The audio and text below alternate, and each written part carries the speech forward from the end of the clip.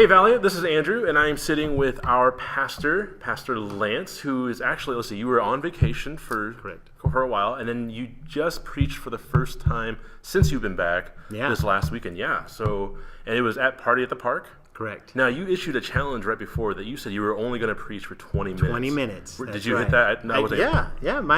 I set it on my watch, and it was 20 minutes. Well, wow. I think I let it kind of buzz for about 4 or 5 minutes, but still.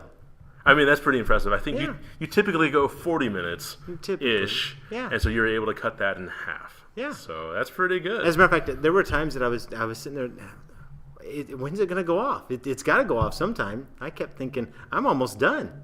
Nice. So 20-minute messages. So from now on, Valley, I guess what you can expect is that Lance will be preaching for only 20 minutes. 55. Or 55 from here on out. So I tried. I'm sorry. So you started a new series this last weekend, though, right? So the series is titled what? Together.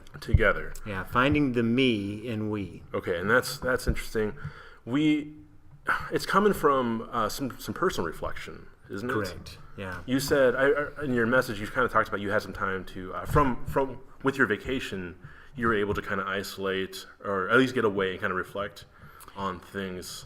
Yeah, most of the time, whenever I go on these, especially these extended vacations, it was probably, 8-10 years ago or something that the elders said, hey, it would be okay if you took this longer time. And I love that. For me, it's a time of those first 2 weeks are just kind of fun, play, go get away, and everything else. And the last 2 weeks is usually a time of being able to just reflect as I'm preparing to come back. Right, okay. And as I was preparing to come back, there were a lot of emotions, a lot of stuff going through my head and trying to figure out, what does this mean for me coming back to Valley? It's been 20 years. And in those 20 years, we've seen a lot of great things. Yeah. So as I was reflecting on that, I was experiencing some anxiety. I was experiencing a little bit of dread, not about Valley itself, but about re-engaging. And I got to thinking, why am I experiencing this? I've never really had this dread. And then it really hit me that prior to the vacation, I was struggling with some depression. Interesting. And I'm going to explain a little bit about this next week, as a matter of fact, as I kind of tell the story, how as Valley has grown, and my personality is to be such that I want so badly to just help everyone. Yeah.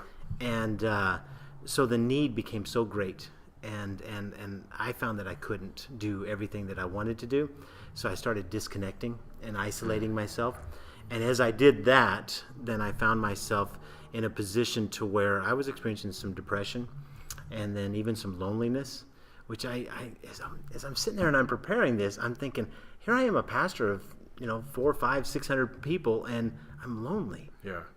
So this was birthed out of our tremendous need for community, and I had disconnected myself from that. That's awesome. Our mission statement is building communities that glorify God and redeem the whole person. And any time that we can come back and just kind of refocus on what it really means to be a community, I think that gets me really excited. Belonging and being a part of something that's greater than myself, for me, that's what gives me a great sense of purpose and I don't know, that's where I feel love. That's what gives me the motivation to get up and to love others and to be with others, because there's something greater happening than my own ambitions. I love the fact that we're taking the time to just really re-examine our need for community. So I think this is going to be great. If you were not able to be at Party at the Park, sorry we don't have a recording of that, but from here on out, we are going to be having the message is recorded and they'll be back up on YouTube. I'll just re-preach it now. We could. You know what? All right, I'm out of here. Just walk away. So I had, from listening to your message, I had a couple questions. I wanted to just dive in a little deeper. If maybe you could explain a few things, if you didn't mind kind of going over. That'd be great. Okay, cool. The first thing, as I was listening to it, you cited a study of how after 9/11, right? Because Party at the Park happened on 9/11.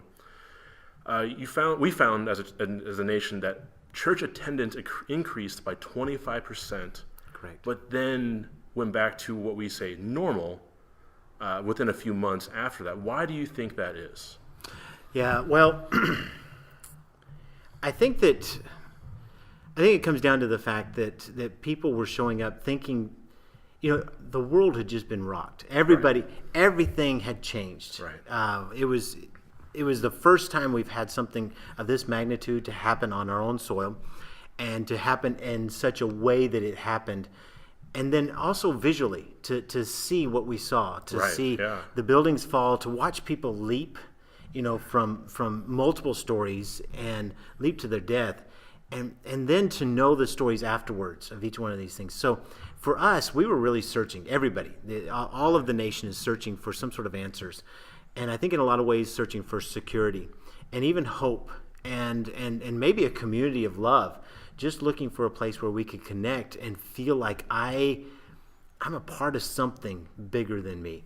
And I think that when they showed up at the church, they found that they found that there were a lot of people gathered there that were like them, that were still struggling, still having all the difficult times which should be pretty typical. However, there was no hope and there was no real faith. And in some ways, I think one of the things that I talked about, they kind of ran into this community of critics.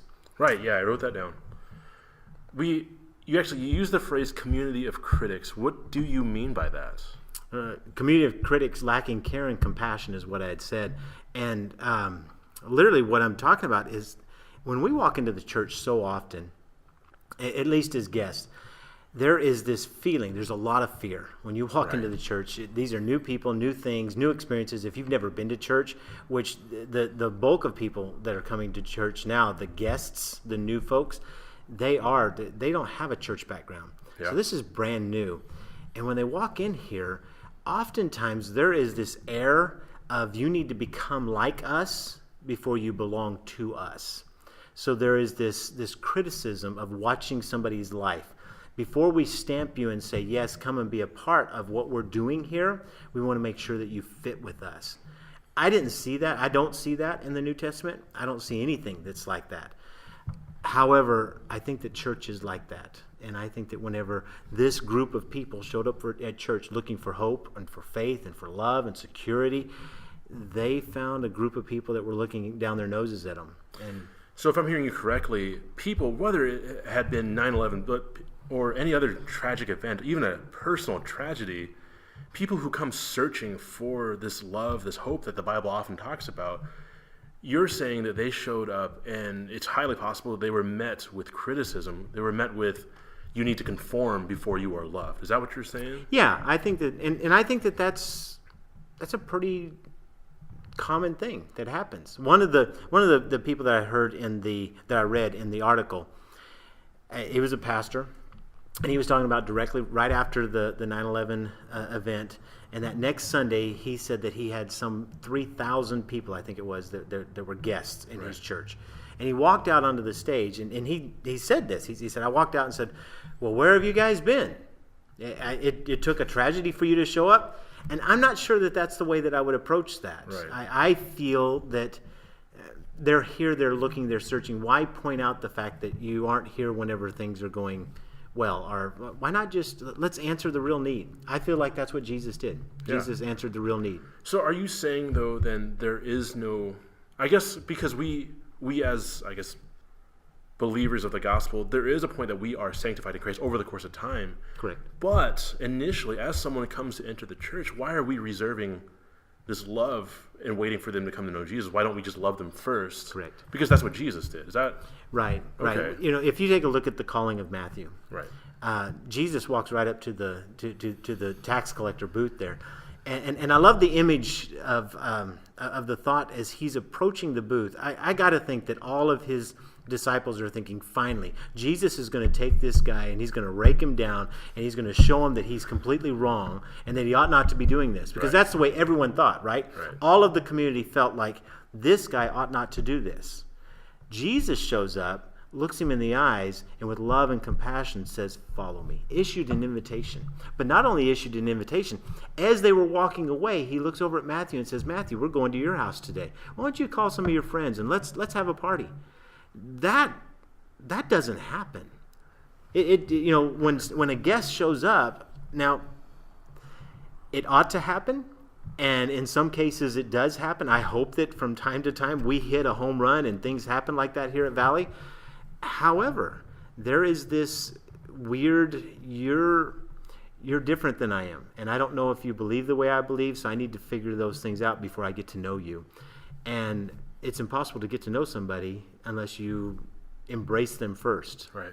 You know, let's accept them, and then I love that statement that here at Valley you can belong to us far before you become like us.